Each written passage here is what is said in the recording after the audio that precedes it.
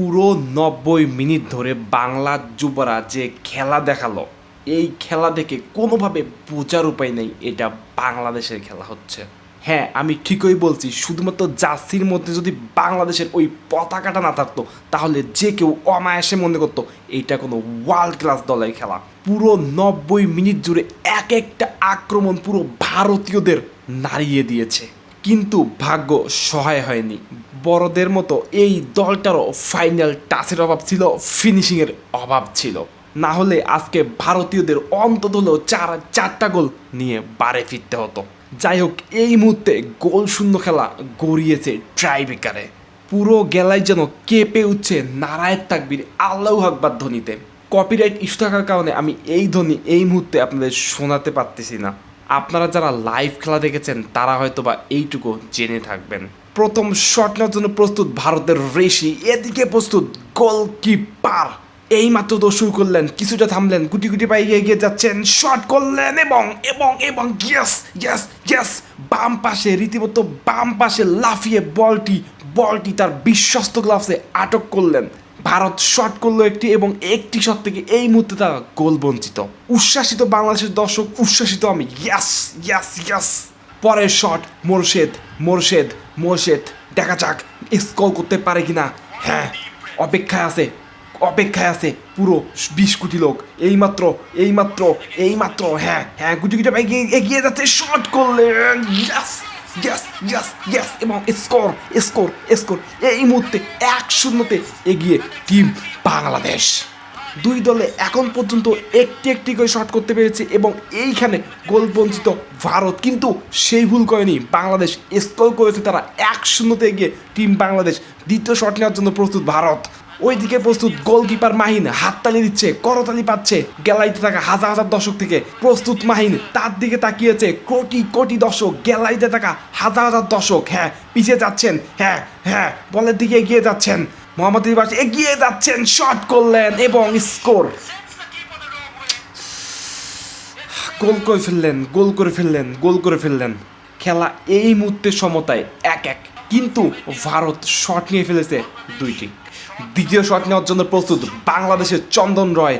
হ্যাঁ, এগিয়ে যাচ্ছেন, শট করলেন এবং গোল।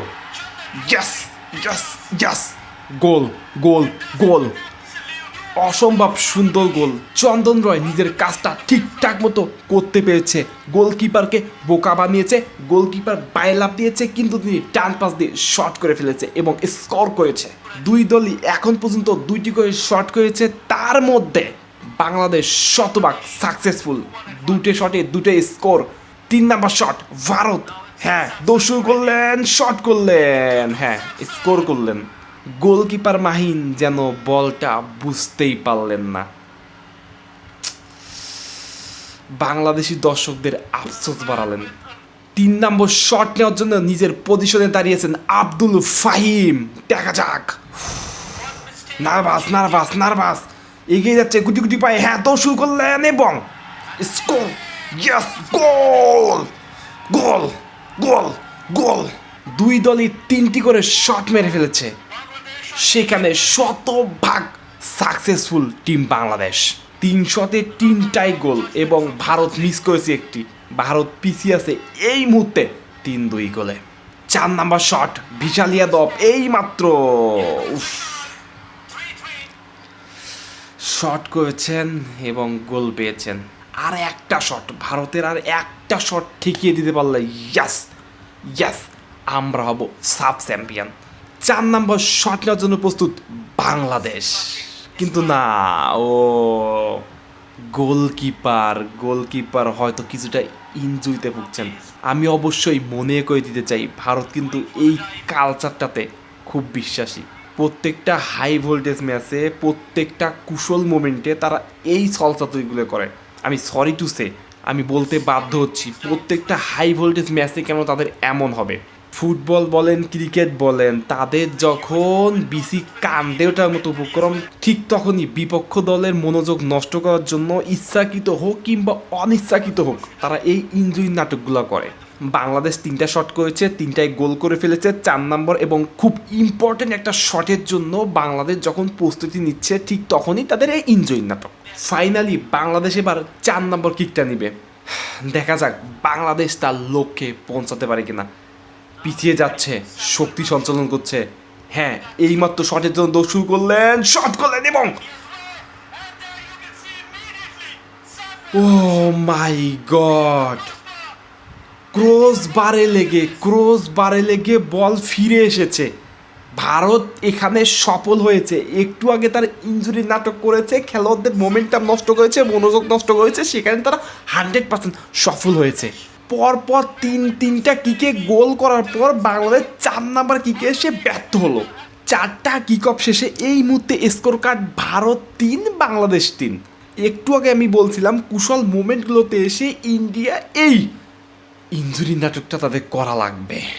দেখা যাক, ম্যাচের এখনো একটা করে শট বাকি।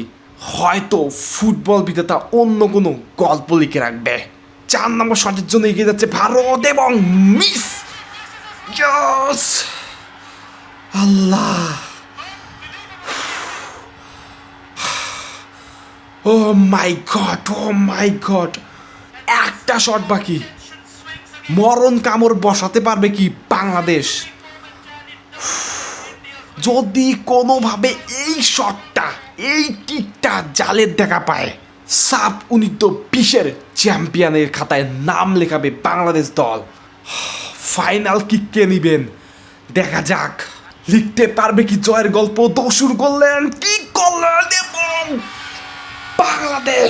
বাংলাদেশ নামটা মনে রাখবেন Sohel. Remember the name, history of the sub 19-19 final match. Oh my god, finally Bangladesh চ্যাম্পিয়নদের দলে নাম লেখাতে পারলো। হাউ মাউ করে কাছে এক একটা। কেন তারা কাঁদবে না? এ কান্না তো জয়ের কান্না, এ কান্না তো সুখের কান্না, এ কান্না তো ভারতকে হারানোর কান্না। সরি, আমি একটু আবেগপ্রবণ হয়ে গেছি, আমি সরি। ভারতকে হারানো, তা আবার ফাইনাল ম্যাচে, এই অনুভূতি কোনোভাবে প্রকাশ করার মতো নয়। যাই হোক, অনেক কথা বলার ছিল, আবেগে এখন আর কোনো কথা বলার মুডে নেই। ধন্যবাদ মাহিন তোমায়, তুমি লিখে রাখলে এক জয়ের গল্প, তুমি লিখে রাখলে সেরাদের সেরা হওয়ার গল্প।